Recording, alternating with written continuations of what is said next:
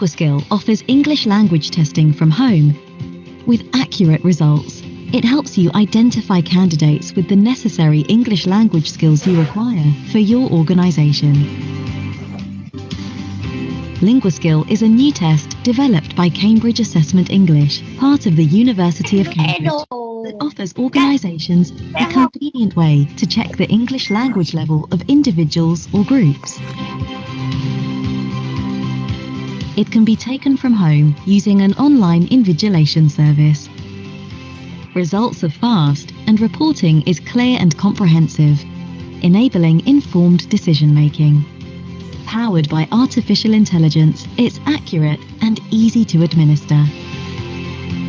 Find out more about Linguaskill, the online English test, which can be administered to candidates at home.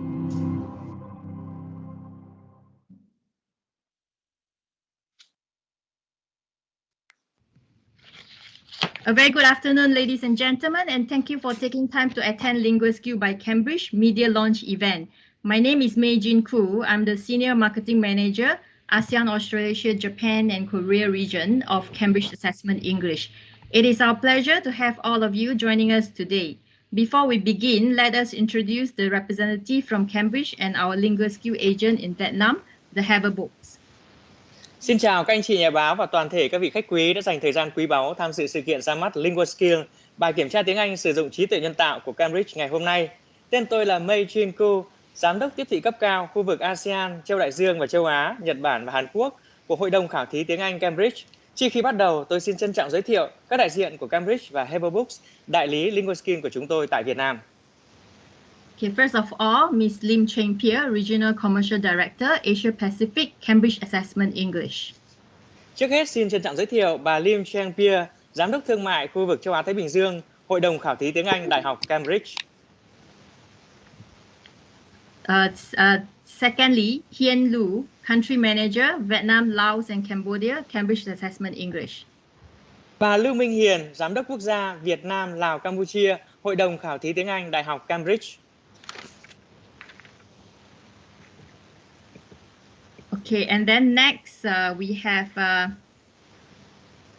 have Carmen Lei, Regional Recognition Manager, ASEAN, Australasia, Japan, and Korea, Cambridge Assessment English. Bà Carmen Lei, Giám đốc Bộ phận Công nhận Chính chỉ khu vực ASEAN, châu Đại Dương và châu Á, Nhật Bản, Hàn Quốc, Hội đồng khảo thí tiếng Anh Đại học Cambridge.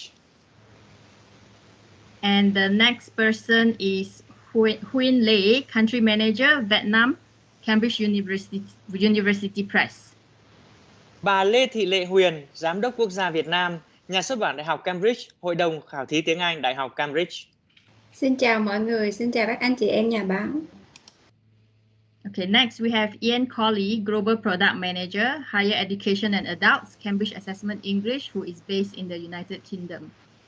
Tham gia chúng ta từ Vương quốc Anh, ông Ian Colley, Giám đốc Sản phẩm Toàn cầu, Khối Giáo dục Đại học và Người lớn, Hội đồng khảo thí tiếng Anh Đại học Cambridge. The last but not least, our Linguaskill agent in Vietnam, Mr. Phan Gia Chi, Managing Director, Haber Books. Và cuối cùng, nhưng không kém phần quan trọng, đại diện ủy quyền bài thi Linguaskill của Cambridge tại Việt Nam, ông Phạm Gia Trí, Giám đốc Công ty cổ phần sách đại học dạy nghề Haber Books. Okay, I hope everybody get to meet all of our representatives already. So it is now our pleasure to invite Ms. Lim Cheng Pia, the Regional Commercial Director, Asia Pacific, Cambridge Assessment English, to deliver her welcome note. Cheng Pia, please. Ngay sau đây, xin được hân hạnh giới thiệu bà Lim Cheng Pia, Giám đốc Thương mại khu vực châu Á Thái Bình Dương, Hội đồng khảo thí tiếng Anh Đại học Cambridge, phát biểu chào mừng. Xin mời bà Lim Cheng Pia. Good afternoon and a very warm welcome, everyone, ladies and gentlemen. And of course, good morning to Ian, our colleague from Cambridge. Thank you for waking up so early as well. On behalf of Cambridge Assessment English, I'm delighted to present Linguaskill, the AI-powered English language test in Vietnam today. Linguaskill is a cutting-edge English test that is powered by artificial intelligence and auto-marking solutions. It offers organizations a quick and convenient way to evaluate candidates' English language levels and help them to continuously improve and progress. Cambridge Assessment English is the producer and proud co-owner of IELTS, the world's leading English test for migration and higher education. We help millions of people learn English and prove their skills to the world. Part of the University of Cambridge, we provide the world's leading range of qualifications and tests for learners and teachers of English. For us, learning English is more than just exams and grades. It's about having the confidence to communicate and access a lifetime of enriching experiences and opportunities. Globally recognized by more than 25,000 leading universities, employers, and governments, our research-based assessments are a mark of excellence that open doors. Our work is supported around the world by a network of 2,800 authorized exam centers, over 50,000 schools, and tens of thousands of examiners, teachers, education experts, and publishers. In 2006, Cambridge Assessment English set up our first representative office in Ho Chi Minh City. We then set up our Hanoi office in 2018. Since then, millions of Vietnamese candidates have taken Cambridge English qualifications. Our work in Vietnam has always been supported by the British Embassy, the British Consular General in Vietnam, and especially by colleagues in the UK Department for International Trade. We also work closely with the Vietnamese Ministry of Education and Training and its 63 provincial departments on setting benchmarks for English proficiency to improve Vietnam human resources, long-term competitiveness, and conducting various capacity building trainings for Vietnamese ESL teachers, policymakers, schools, and universities. With the implementation of the Comprehensive and Progressive Agreement for Trans-Pacific Partnership, CPTPP, and the EU-Vietnam Free Trade Agreement, the EVFTA, Vietnam today is a thriving and a globally integrated economy. According to research, around 5% of the Vietnamese workforce is proficient in English. In response to such huge demand for English skills for both the educational and workplaces all over the world, Cambridge Assessment English has developed Linguaskill. This high-tech computer-based exam, which comes in two versions, Linguaskill General and Linguaskill Business, is the innovative English assessment solution that education institutions and employers are looking for. In Vietnam, we are very pleased to work with Haver Books, Higher Educational and Vocational Books JSC, under Vietnam Education Publishing House to distribute Linguaskill. Together with the customized Empower book series, jointly developed by Cambridge Assessment English and Cambridge University Press, this offers an innovative and complete learning and assessment solution for Vietnamese ESL learners. To conclude, with this convenience, simplicity, and accuracy, I am very confident that Linguaskill will help Vietnamese learners leverage their potential or their professional English to seize exciting opportunities in a rapidly evolving global economy. Cảm ơn. Thank you. Thank you, Cheng Pia. Dong, would you like to interpret the speech by Cheng Pia? My pleasure. Vâng, xin kính chào quý anh chị nhà báo và toàn thể quý vị. Thay mặt cho Hội đồng Khảo thí tiếng Anh của Đại học Cambridge, ngày hôm nay tôi vui mừng được giới thiệu với quý vị về Linguaskill, bài kiểm tra tiếng Anh được các chuyên gia phát triển và sử dụng trí tuệ nhân tạo tại có mặt Việt Nam. Và cũng rất là xin cảm ơn anh Jan Coley, đồng nghiệp của chúng tôi tại Anh Quốc. Cảm ơn anh đã dậy rất là sớm để tham gia cùng với chúng tôi. Với mọi người ở Việt Nam là chào buổi chiều và với anh Jan Coley là chúng ta chào buổi sáng, phải không ạ? Thưa quý vị, Linguaskill là một bài kiểm tra tiếng Anh tiên tiến, được sự hỗ trợ của trí tuệ nhân tạo và các giải pháp công nghệ tự động chấm điểm, giúp các tổ chức đánh giá trình độ tiếng Anh của các thí sinh một cách nhanh chóng và thuận tiện, giúp thí sinh liên tục cải thiện khả năng ngoại ngữ của mình. Hội đồng Khảo thí tiếng Anh Đại học Cambridge tự hào là nhà sản xuất và đồng sở hữu bài kiểm tra tiếng Anh IELTS hàng đầu thế giới dành cho giáo dục đại học và người di cư. Chúng tôi đã giúp hàng triệu người học tiếng Anh và chứng tỏ kỹ năng của họ với thế giới. Là một phần của Đại học Cambridge, chúng tôi cung cấp các văn bằng chứng chỉ và bài kiểm tra hàng đầu thế giới cho học sinh và giáo viên tiếng Anh. Đối với Hội đồng Khảo thí tiếng Anh Đại học Cambridge, học tiếng Anh không chỉ là kỳ thi và điểm số, mà là sự tự tin để giao tiếp cận những trải nghiệm và cơ hội phong phú suốt cuộc đời. Được hơn 25.000 trường đại học và nhà tuyển dụng hàng đầu, cũng như chính phủ các nước khắp toàn cầu công nhận, những đánh giá dựa trên nghiên cứu của chúng tôi là những ghi dấu về trình độ xuất sắc và cánh cửa mở ra nhiều cơ hội mới cho mọi người. Công việc của chúng tôi được hỗ trợ trên khắp thế giới nhờ một mạng lưới 2.800 trung tâm khảo thí, hơn 50.000 trường học và hàng chục ngàn giám khảo, giáo viên, chuyên gia giáo dục và các nhà xuất bản. Năm 2006, Hội đồng Khảo thí tiếng Anh Đại học Cambridge đặt văn phòng đại diện đầu tiên tại thành phố Hồ Chí Minh và năm 2018 là tại Hà Nội. Kể từ đó, hàng triệu thí sinh Việt Nam đã thi lấy chứng chỉ tiếng Anh của Cambridge. Hoạt động của chúng tôi tại Việt Nam luôn nhận được sự ủng hộ của Đại sứ quán Anh, Tổng lãnh sự quán Anh tại Việt Nam và đặc biệt là các đồng nghiệp tại Bộ Thương mại Quốc tế Vương quốc Anh. Chúng tôi cũng đã phối hợp chặt chẽ với Bộ Giáo dục và Đào tạo Việt Nam và 63 sở giáo dục và đào tạo các tỉnh thành về việc xây dựng các tiêu chuẩn đánh giá trình độ tiếng Anh nhằm nâng cao năng lực cạnh tranh lâu dài của nguồn nhân lực Việt Nam, tiến hành các khóa đào tạo nâng cao năng lực khác nhau cho giáo viên dạy tiếng Anh như là một ngôn ngữ thứ hai, gọi tắt là ESL, và các nhà hoạch định chính sách, trường học và trường đại học tại Việt Nam.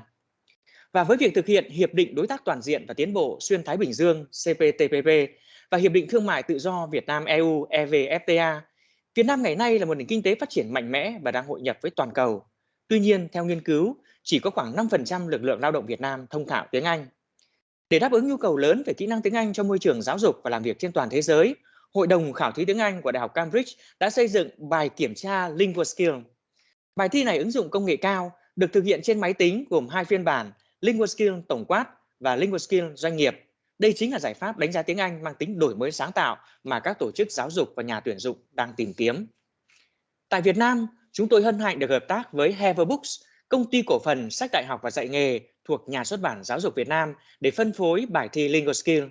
Cùng với bộ sách có tên gọi Empower, nhiều cấp độ do Hội đồng Khảo thí tiếng Anh Đại học Cambridge và Nhà xuất bản Đại học Cambridge đồng phát triển, bộ sách này sẽ đem đến một giải pháp học tập và đánh giá đầy đủ và sáng tạo cho người học ESL, tiếng Anh như ngôn ngữ thứ hai tại Việt Nam. Và để kết thúc, tôi xin phát biểu rằng với sự tiện lợi, đơn giản và chính xác, tôi tin tưởng Linguaskill sẽ giúp người Việt Nam nâng tầm trình độ tiếng Anh nghề nghiệp của họ để nắm bắt những cơ hội thú vị trong nền kinh tế toàn cầu đang phát triển nhanh chóng. Xin cảm ơn quý vị đã chú ý lắng nghe.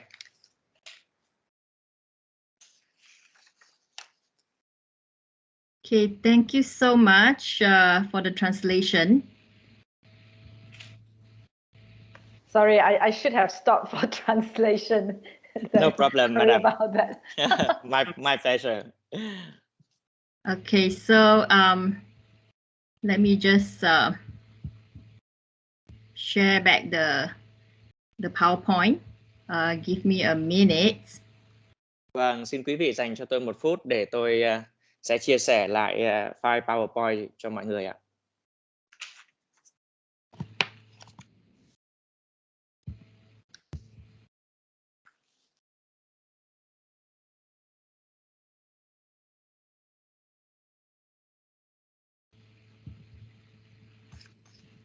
Okay, thank you so much for waiting. We shall now invite Ian Colley, Global Product Manager, Higher Education and Adults, Cambridge Assessment English, to share with us the AI-powered English language test for higher education and corporate sectors, the Linguaskill by Cambridge. Vâng, xin cảm ơn quý vị đã chờ đợi. Bây giờ xin được hân hạnh mời đồng nghiệp của chúng tôi, ông Ian Colley, Giám đốc sản phẩm toàn cầu khối giáo dục đại học và người lớn Hội đồng Khảo thí tiếng Anh Đại học Cambridge, chia sẻ với quý vị về Linguaskill, bài kiểm tra tiếng Anh được sự hỗ trợ của trí tuệ nhân tạo dành cho giáo dục đại học và các tổ chức doanh nghiệp. Ian, please. Thank you very much, May. And thank you very much, Cheng Pierre and our esteemed colleagues in Vietnam. It's really a pleasure for me to join you here today from Cambridge. Vâng, xin cảm ơn chị May, xin cảm ơn bà Cheng Pierre. Kính thưa toàn thể quý vị, tôi hết sức hân hạnh được có mặt cùng với quý vị tại đây ngày hôm nay từ Cambridge. Next slide, please. Hình chiếu tiếp theo ạ.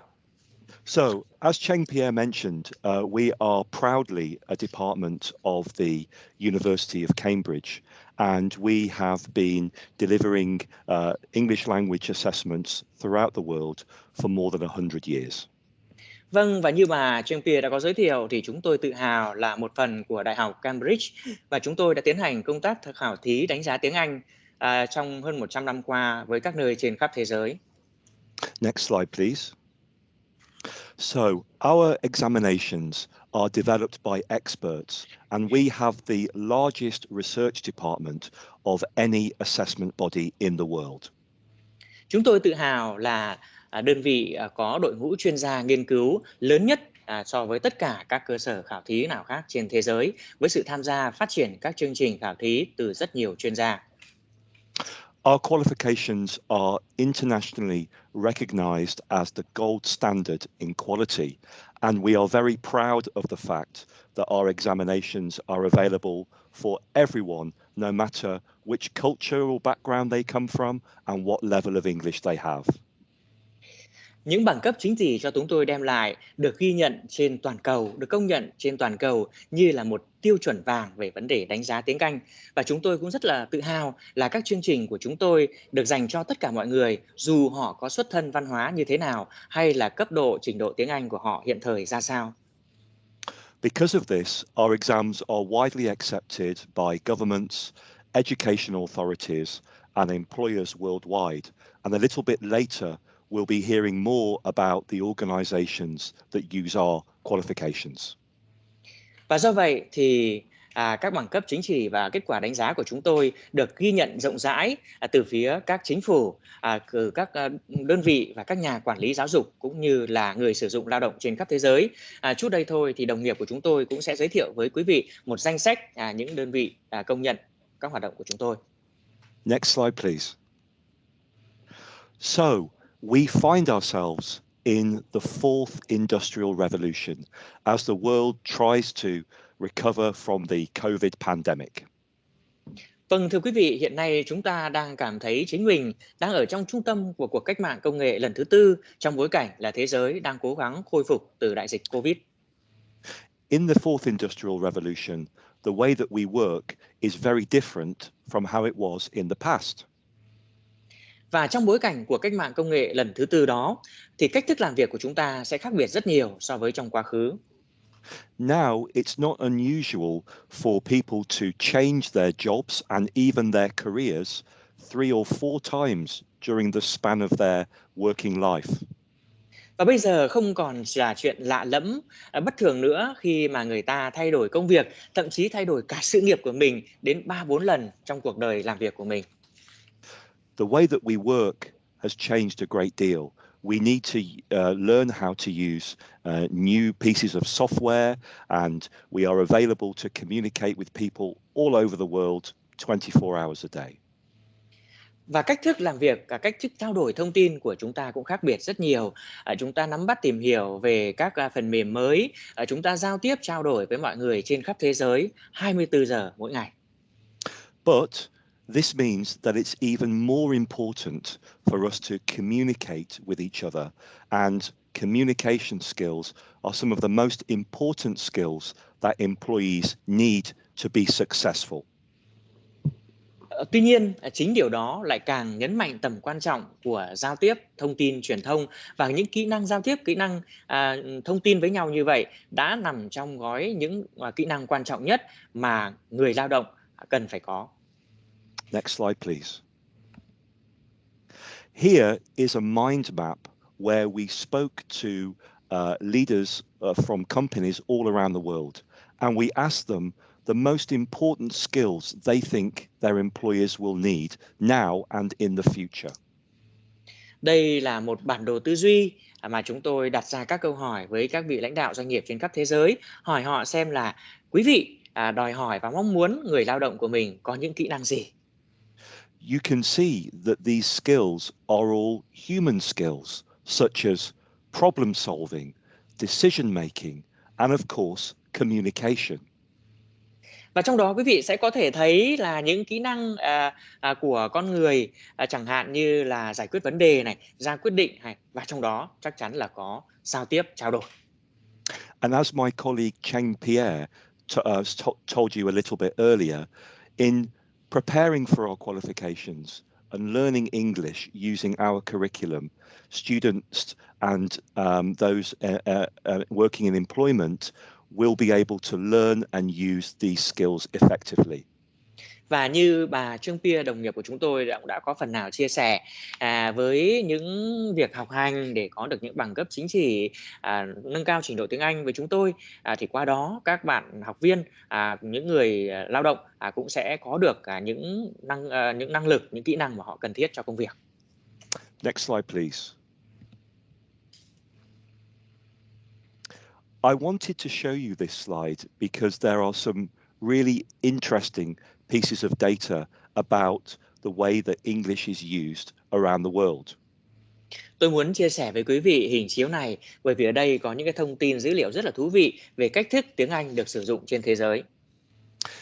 You can see that without doubt, improving the proficiency level in English for employees will help not only companies but also economies to improve. And you can see there is a 95% correlation between increase in English language and increase in a country's GDP.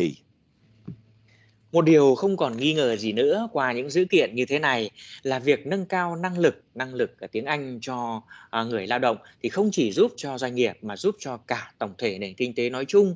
Và ở đây thì chúng ta thấy được một cái mối tương quan rất là rõ đến 95% giữa sự phát triển năng lực tiếng Anh với sự tăng trưởng của GDP một quốc gia.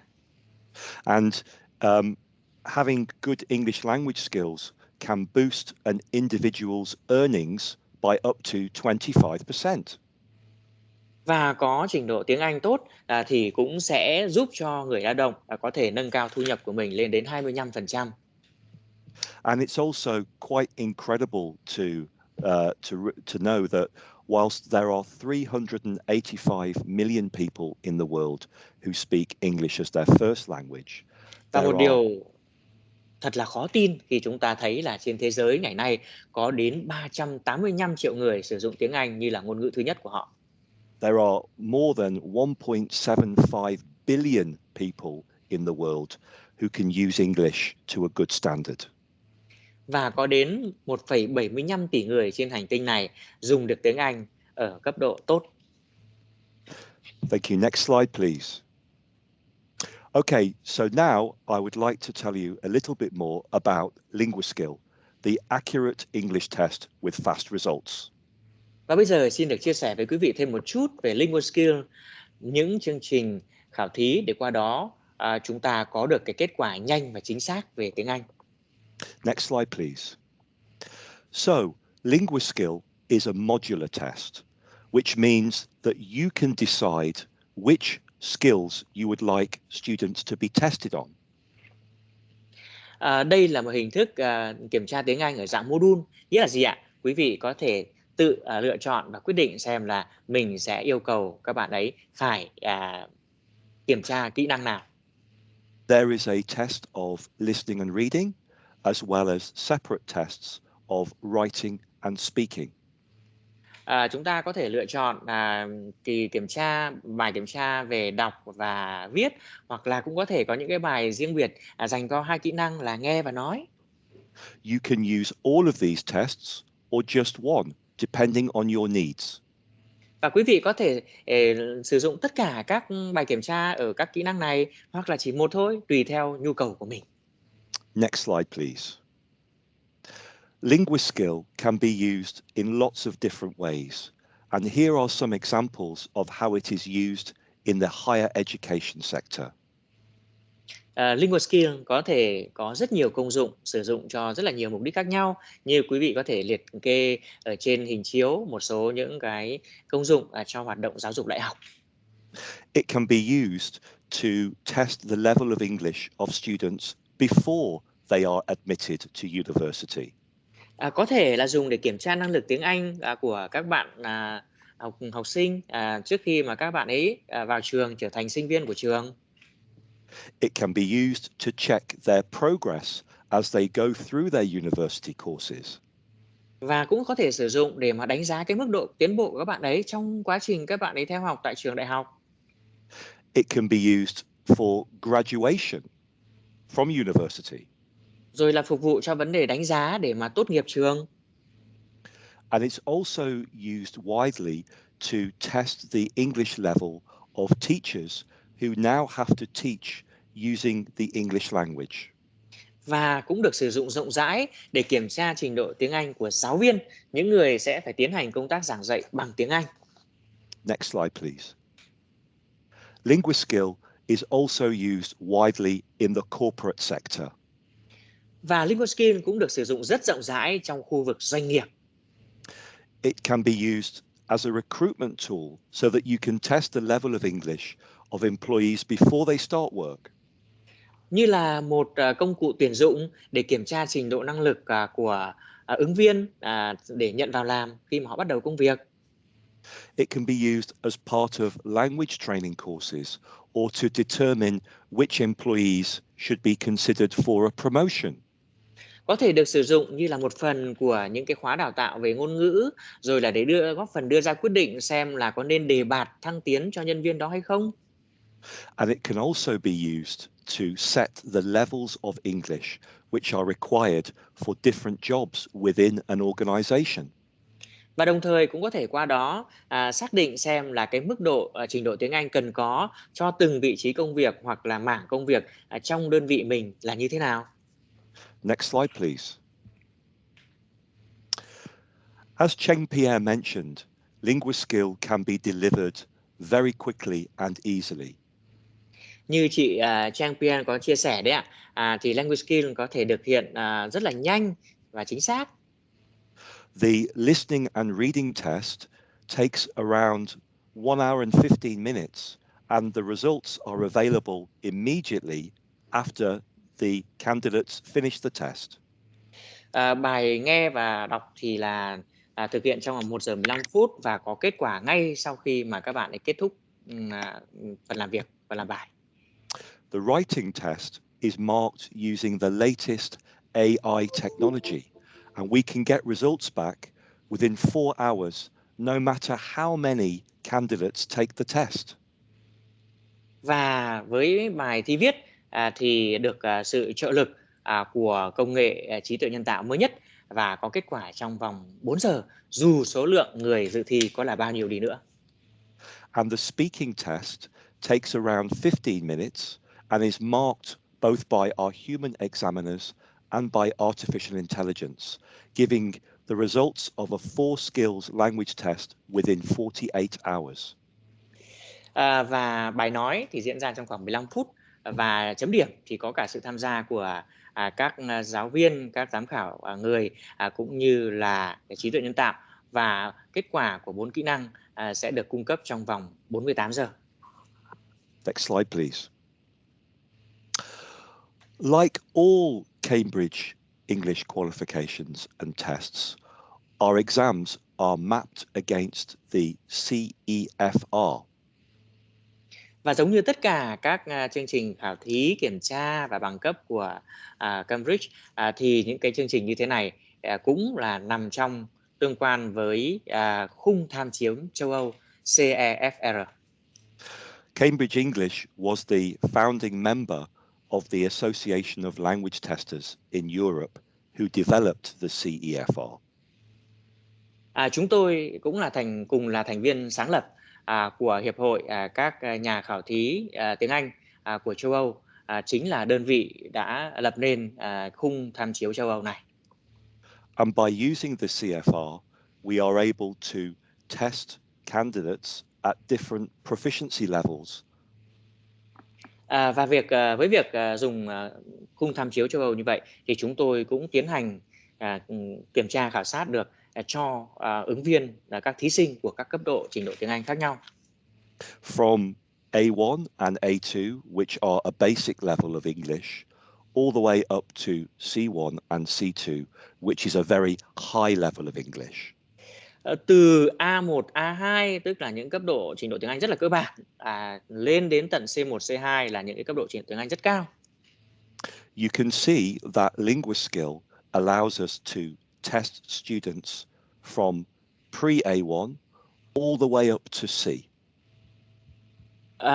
Các bạn thấy được là Linguaskill sẽ giúp cho chúng ta kiểm tra trình độ của các thí sinh từ 3A1, từ tiền A1 pre-A1 cho đến tận C. And also you can see that we have introduced a measure called the Cambridge English Scale. Từ tiền A1 cho đến C, và quý vị cũng có thể thấy là ở đây người ta sẽ dùng một cái thang mức gọi là thang mức trình độ tiếng Anh Cambridge CES. This allows us to show a candidate's level of English within a CFR level. Qua đó thì cho chúng ta thấy được cái mức độ trình độ tiếng Anh của thí sinh trong tương quan với khung tham chiếu châu Âu. So we can show whether they are at the beginning, the middle, or the end of each of these CFR levels.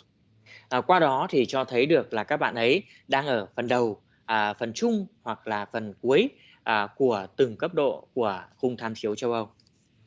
This provides a great level of accuracy in the results that we give. Và như vậy thì cũng đem lại cái cấp độ tính chính xác rất là cao trong kết quả mà chúng tôi đưa ra. And this scale is unique to Cambridge English. No other exam board has such a scale as ours. Và thang bậc tiếng Anh Cambridge CES là thang bậc tiếng Anh độc nhất vô nhị mà chúng tôi có, không cơ quan khảo thí nào có được như thế này.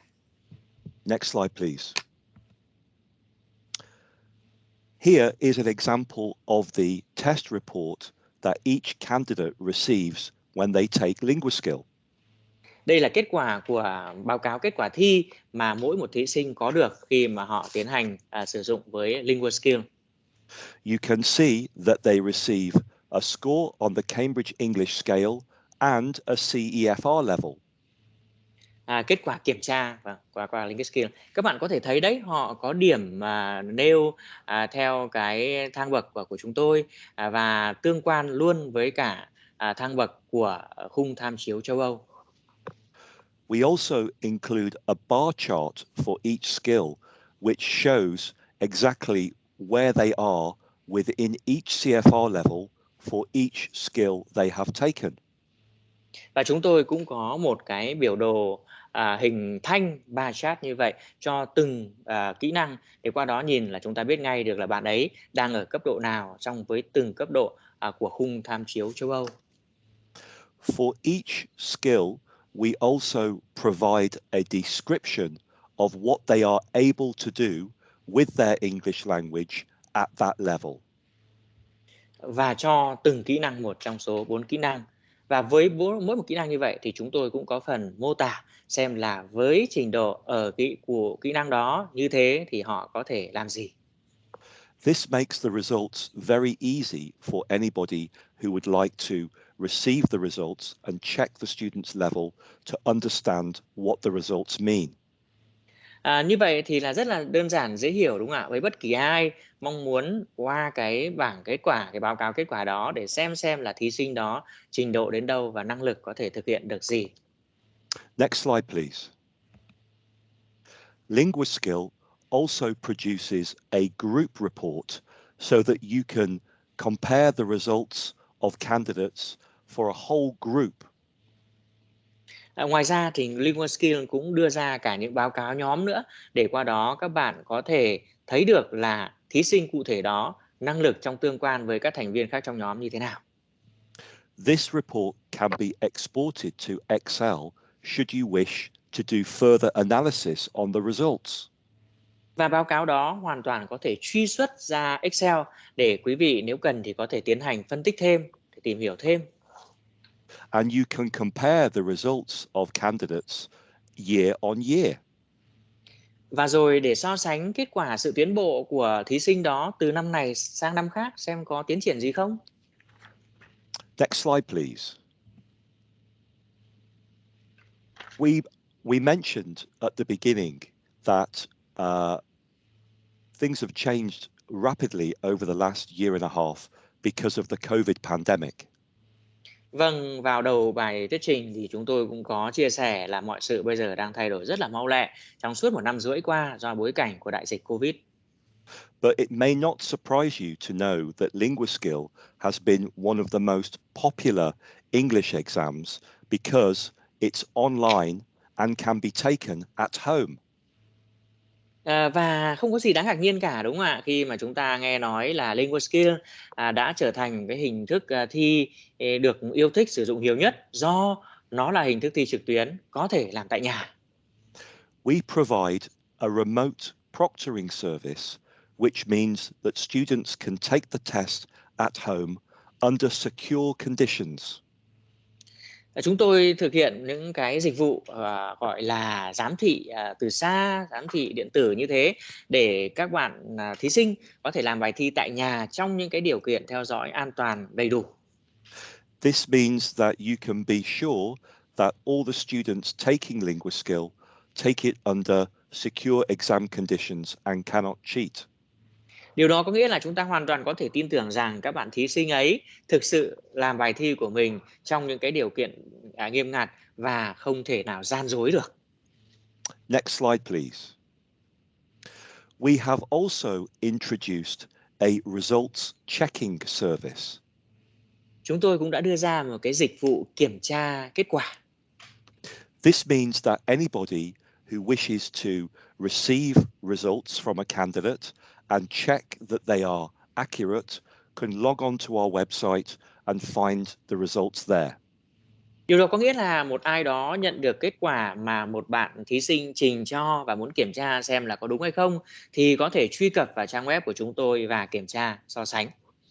And this adds an additional level of security to the exam results. Và như vậy thì nó sẽ bổ sung thêm vào cái độ khả tín, độ chính xác của kết quả thi, kết quả kiểm tra. Next slide, please. I also wanted to mention that Linguaskill is very compatible with IELTS.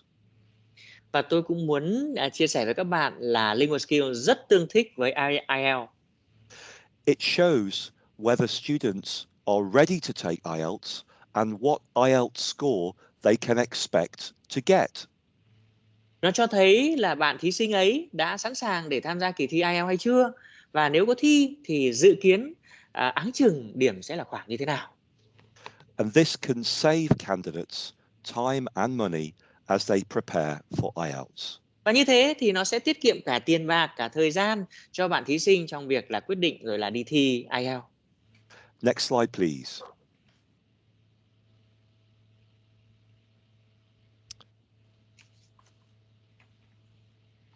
There are two options with the Linguaskill test, Linguaskill General and Linguaskill Business.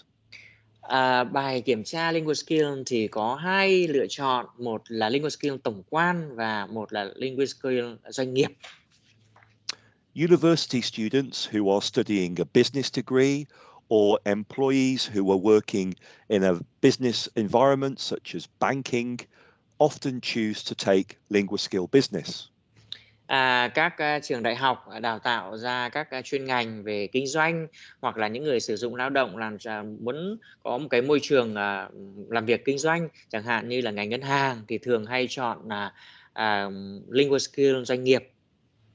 And students who are studying arts related courses or employees working in industries such as travel and tourism often prefer Linguaskill General. Hoặc còn có thể dịch là Linguaskill kinh doanh. Thế còn các trường đại học mà về những môn nghệ thuật chẳng hạn, hay là những trường về mặt du lịch vân vân, thì lại hay chọn Linguaskill tổng quan. And this gives an extra level of flexibility for anybody wanting to take the test. Hay có thể dịch là Linguaskill tổng quát. Và như vậy thì nó đem lại cái độ linh hoạt, mềm dẻo trong việc lựa chọn Linguaskill phù hợp cho mình. Next slide, please. I mentioned before that Linguaskill is a multi-level test, meaning that it doesn't matter what level of English you have, there is one test which can be used for everyone. Đây là một hình thức kiểm tra gọi là nhiều cấp độ. Điều đó có nghĩa là gì ạ? Tức là không nhất thiết là phải có một cấp độ nào đó mới ngồi thi được. Có một bài kiểm tra cho tất cả mọi người.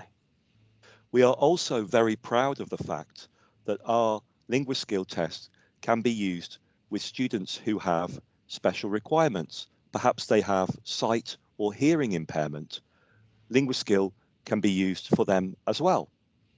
Và chúng tôi cũng rất tự hào là bài kiểm tra Linguaskill là đáp ứng được những cái nhu cầu rất là đặc biệt, rất là cụ thể. Chẳng hạn như là với các bạn là thí sinh có vấn đề về khả năng nghe, khả năng nhìn, khiếm thị hay khiếm thính thì họ cũng được đáp ứng điều chỉnh phù hợp. Next slide, please. We are very proud of the fact that we have developed the first online English test more than 14 years ago. Chúng tôi cũng rất là tự hào là chúng tôi là đơn vị đưa ra đầu tiên hình thức kiểm tra tiếng Anh trực tuyến cách đây 14 năm. And we have been developing the technology that has been used in Linguaskill since then, making it the most technologically advanced English language test available in the world. Và cũng kể từ ngày đó thì chúng tôi luôn luôn quan tâm đến vấn đề là tích hợp công nghệ, phát triển những hình thức kiểm tra như vậy, sử dụng công nghệ để mà có thể đi đầu trong lĩnh vực này. Next slide, please. Let me explain how the technology works. Tôi sẽ xin giới thiệu với quý vị xem công nghệ nó vận hành cụ thể như thế nào. All students will receive a first question. All candidates will receive a first question that is around A2 level of difficulty. Mọi thí sinh thì sẽ được nhận câu hỏi đầu tiên là tầm ngang với cả trình độ A2. If they get that question right, the next question is more difficult. Nếu đáp án các bạn ấy chọn là đúng thì câu tiếp theo sẽ khó hơn.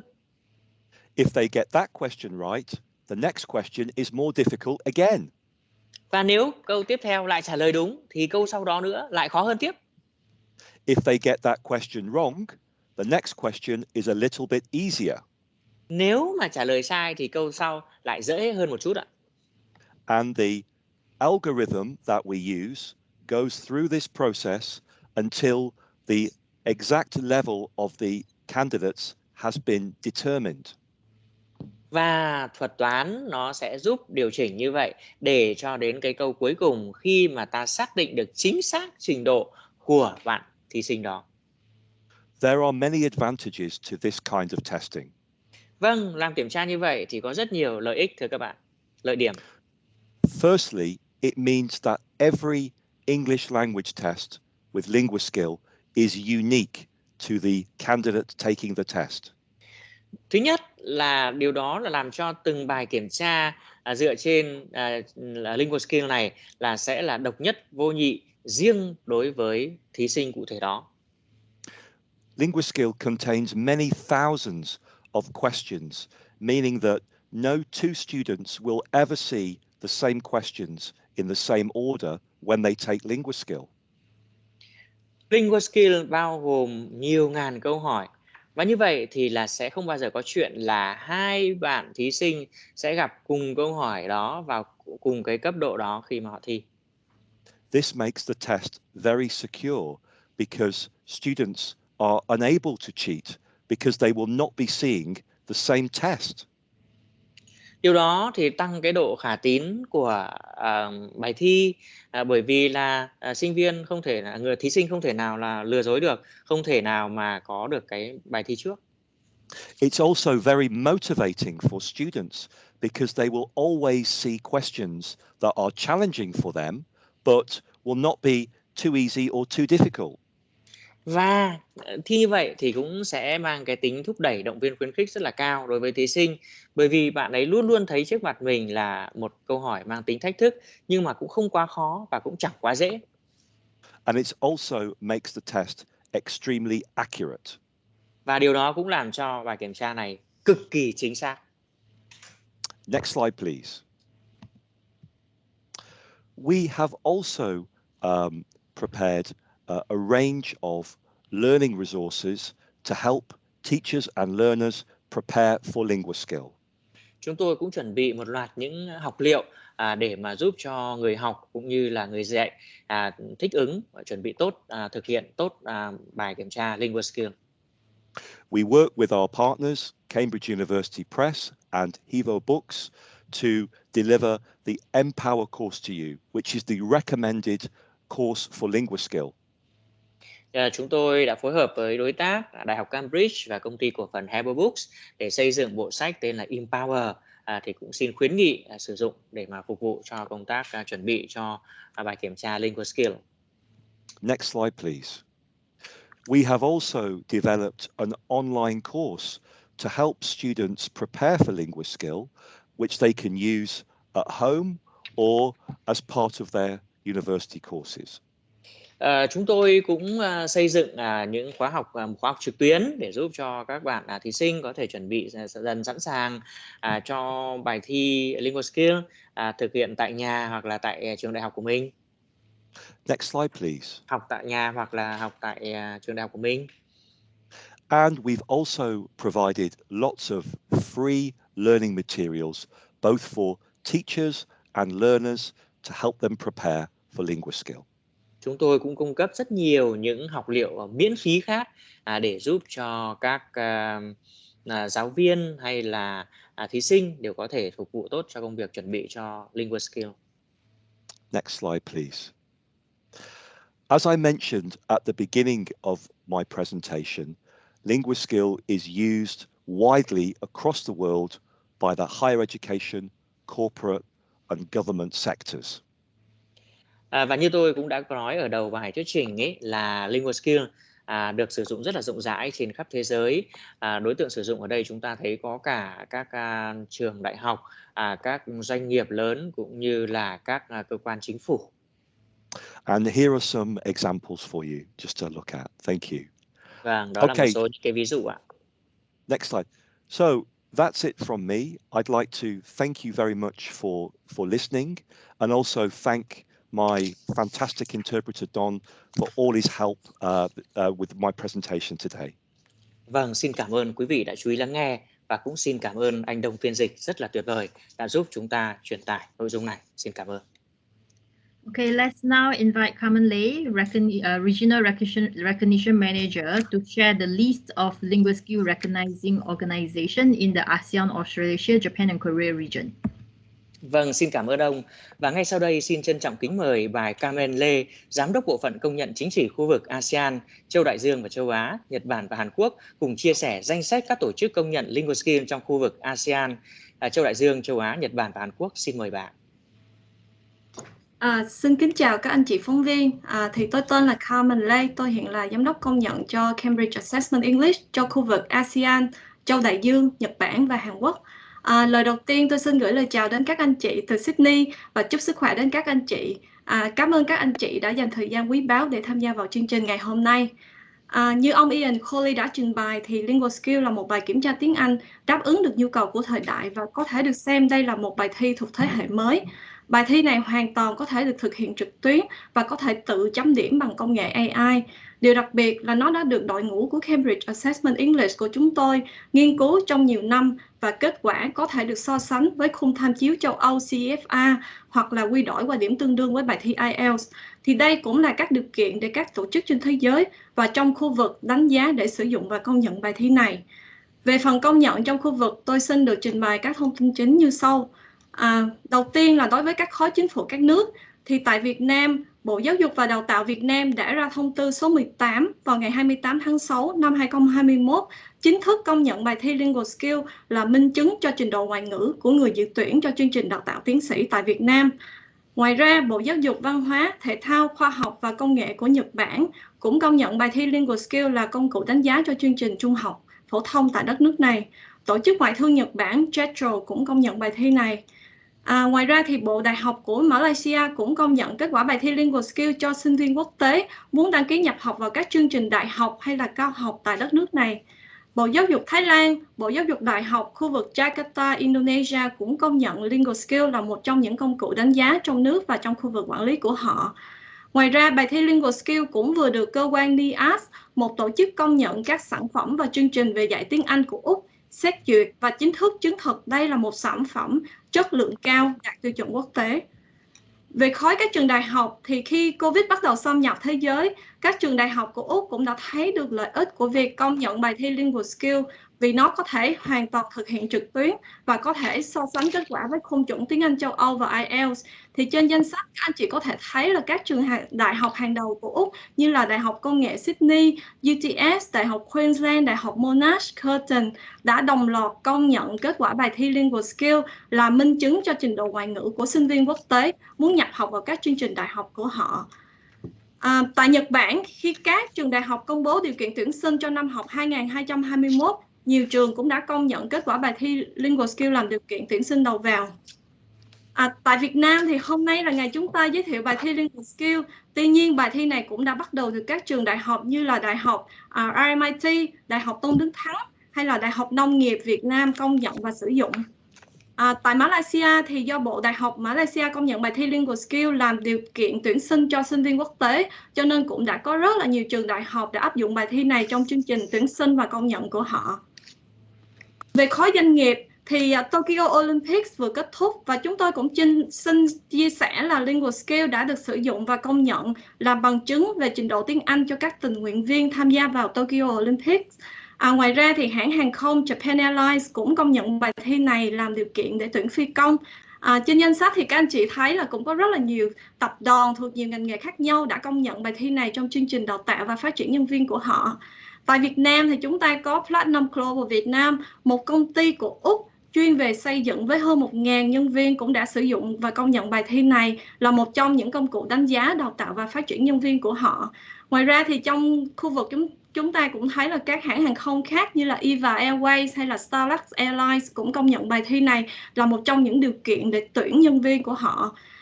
Ngoài ra thì tập đoàn SIFA Thái Lan cũng công nhận bài thi này trong chương trình đào tạo và phát triển nhân viên. Tôi xin kết thúc được phần trình bày tại đây ạ. Xin cảm ơn. Over to you, May. Okay, thank you so much, Carmen. That was a good one, though it was a bit rushed for you. Thanks for sharing all the details. Thank you, all presenters. Let's now recap about Linguaskill by having a dialogue with Pepper the robot. But before that, I would like to inform everyone we will have a Q&A session at the end, but this whole session may be delayed by around 15 minutes. So after the dialogue with Pepper, if you would like to stay back and ask any questions, you can ask in Vietnamese language, that's fine. We have Dong to help to interpret. You may like to stay back for another 15 minutes. Dong, please help to translate. Vâng, xin cảm ơn bà Carmen Lê rất nhiều đã có những cái thông tin hết sức là chi tiết để giúp cho mọi người. Một lần nữa xin cảm ơn tất cả các quý vị diễn giả. Và ngay sau đây thì chúng ta sẽ cùng điểm lại những điểm đặc biệt có trong bài kiểm tra Linguaskill qua phần đối thoại cùng bạn robot Pepper. Và cũng xin nói thêm là do thời gian thì phần hỏi đáp Q&A có thể là bị lùi lại một chút, còn tầm 15 phút thì rất là mong là quý vị cũng sẽ cùng tham gia, và các bạn phóng viên thì có thể đặt câu hỏi bằng tiếng Việt cũng được ạ, thì anh Đông sẽ dịch giúp cho. Okay, let's now recap about Linguaskill by having a dialogue with Pepper the robot. Vâng, chúng ta cùng làm việc với robot Pepper. What is Linguaskill? Linguaskill là gì ạ? Linguaskill is a quick and convenient online test to help check the English levels of individuals and groups of candidates.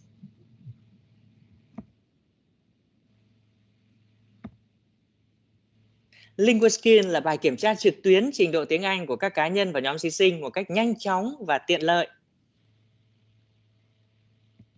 What does it test? Thế có gì trong bài kiểm tra Linguaskill? Across all 4 language skills: speaking, writing, reading, and listening in modules.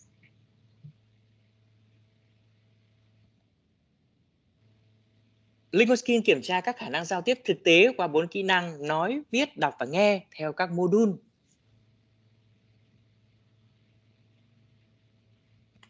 How is Linguaskill taken? Bài kiểm tra Linguaskill được thực hiện như thế nào? Linguaskill is taken on a computer and is 100% online. The tests can be set up at any time and any venue. Results are aligned to the Common European Framework of Reference, CEFR, the international standard for describing language ability. The test measures ability from below A1 or C1 or above on the CEFR. As well as a CEFR level, candidates are given a score on the Cambridge English scale. Candidates will receive a test report containing their full test scores.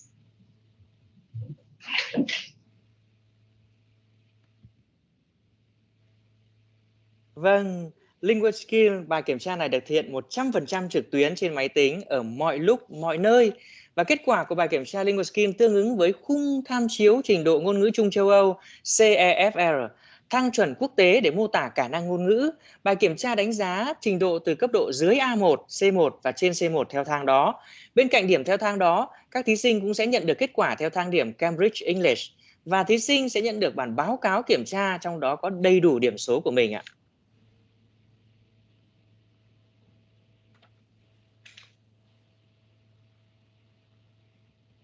How accurate is the test?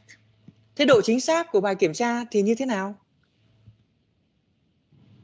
Linguaskill has been extensively researched and trialed by speakers of over 40 languages from 50 countries to ensure the accuracy and reliability of the results.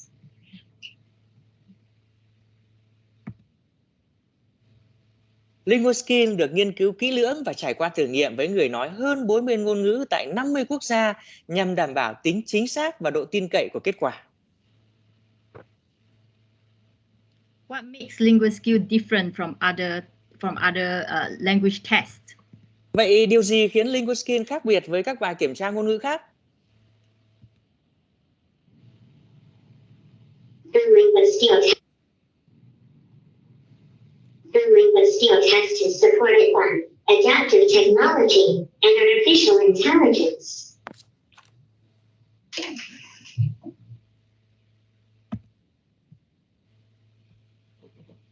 Bài kiểm tra Linguaskill được sự hỗ trợ của công nghệ thích ứng và trí tuệ nhân tạo.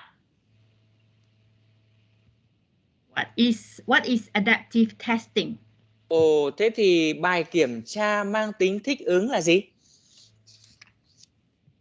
Adaptive testing means that questions become easier or more difficult depending on an individual's previous answer. As a result, every candidate receives a unique version of the test tailored to their ability level. This means that the test is suitable for all abilities and offers a personalized experience.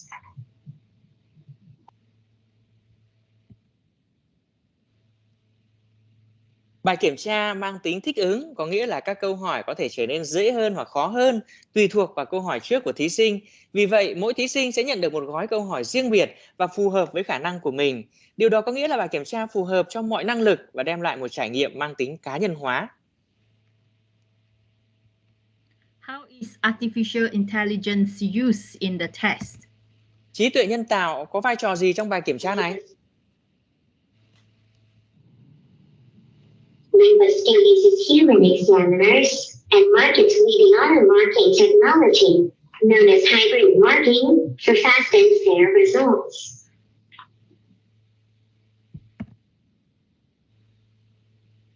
Linguaskill vừa có các giám khảo người, lại vừa sử dụng công nghệ tự động chấm điểm hàng đầu trên thị trường, được gọi là chấm điểm hỗn hợp, cho ra kết quả nhanh chóng và công bằng.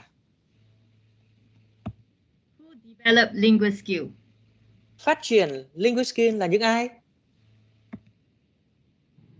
Linguaskill has been developed by a multidisciplinary team of world-leading experts in artificial intelligence, computing, psychometrics, linguistics, language learning, teaching, and assessment from across the University of Cambridge.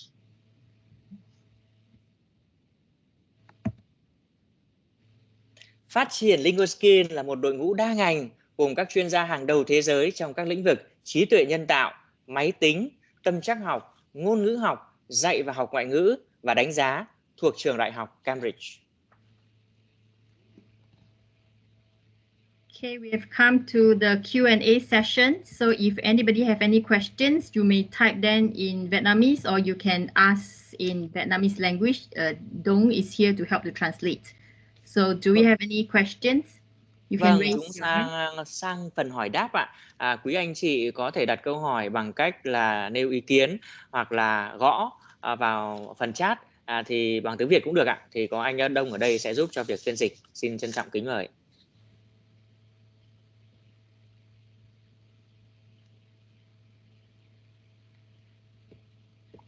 Any questions from anyone? There's no questions. Dạ, có câu hỏi nào không ạ? Hay là mọi người đều thấy hài lòng với các nội dung đã trình bày ạ?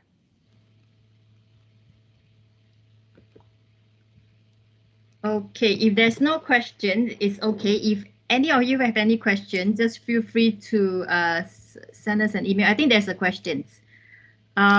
Dong, do you want to take over these questions? Yes, so in the show conversation or meeting chat, right? Yeah.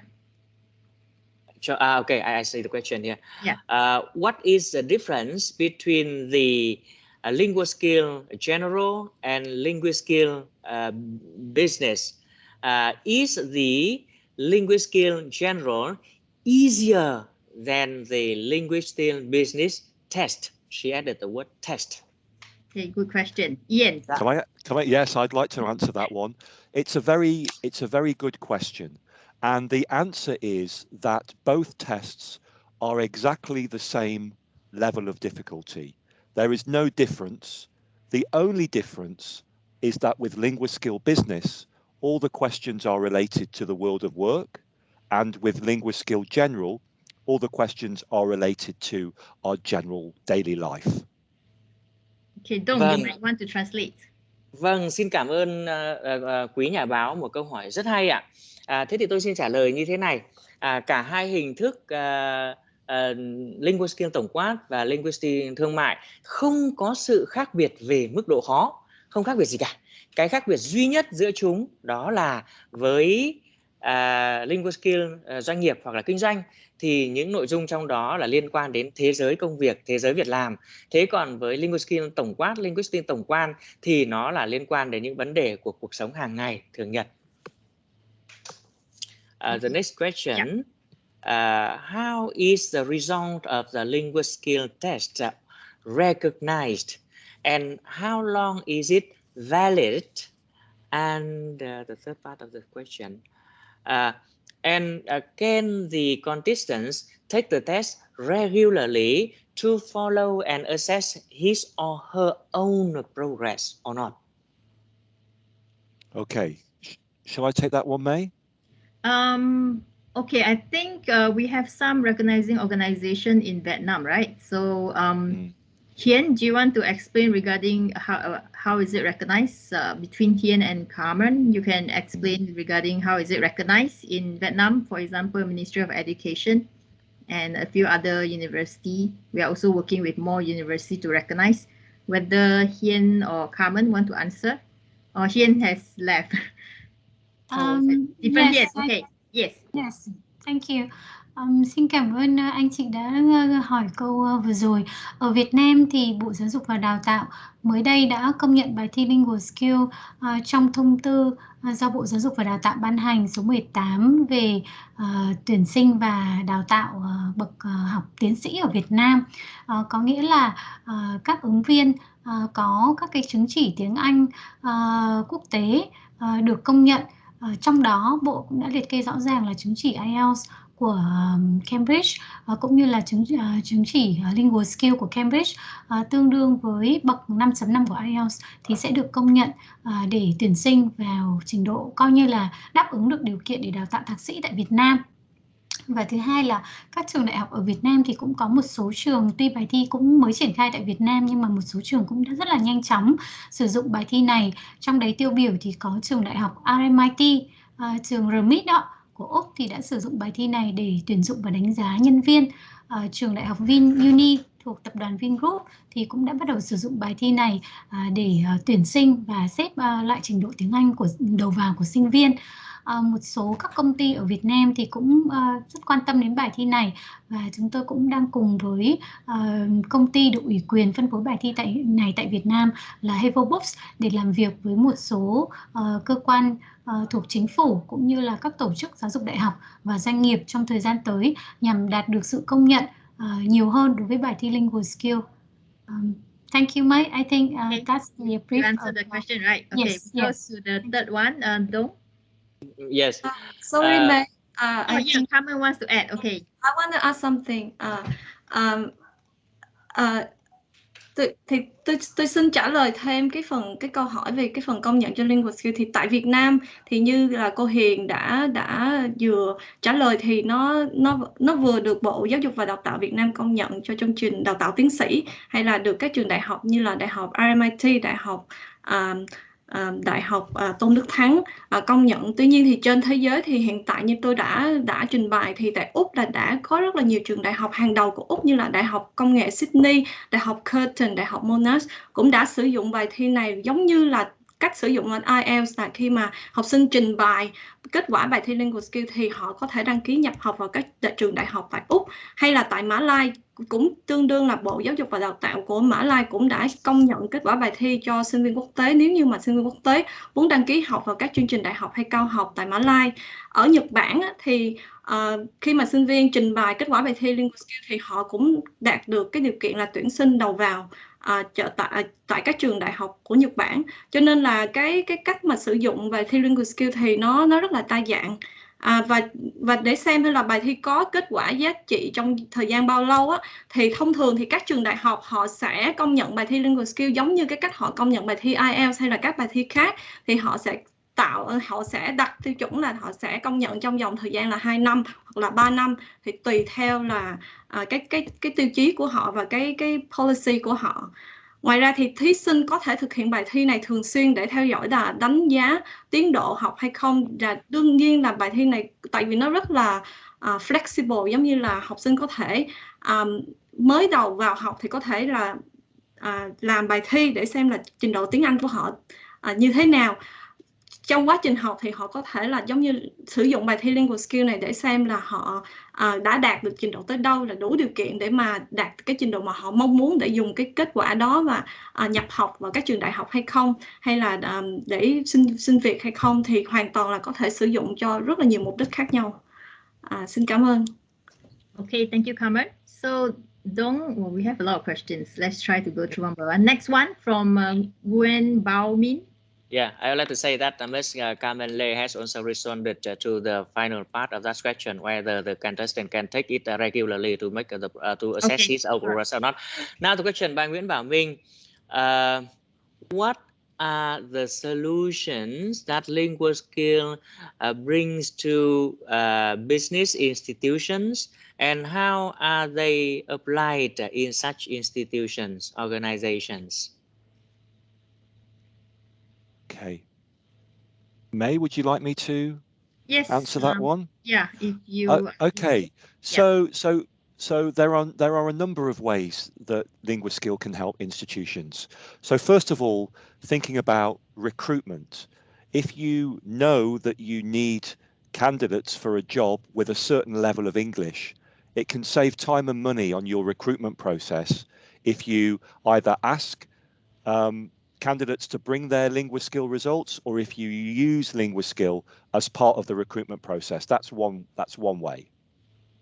Vâng ạ, về các cách thức mà giải pháp này có thể đem lại giúp cho các doanh nghiệp thì trước hết là chẳng hạn như rất là đa dạng chẳng hạn như là về mặt tuyển dụng chẳng hạn, thì khi mà các bạn muốn đo lường xem ứng viên thi vào công ty của mình trình độ tiếng Anh đến đâu, thì các bạn có thể sử dụng cái kết quả thi kiểm tra mà họ trình ra, hoặc là các bạn cũng có thể tổ chức thi Linguaskill cho đối tượng của mình. Another very useful way that Linguaskill can be used is something called language benchmarking or language auditing, where you can determine the levels of English that are required for different jobs within the organization using Linguaskill. Vâng, một cái điều cũng rất là hữu dụng nữa đó tức là giúp cho doanh nghiệp xác định được có gọi là mức chuẩn về trình độ tiếng Anh, kiểm tra mức chuẩn trình độ tiếng Anh cho doanh nghiệp của mình để xem là từng vị trí công việc, từng mảng này mảng kia trong công ty đòi hỏi cái mức độ tiếng Anh như thế nào.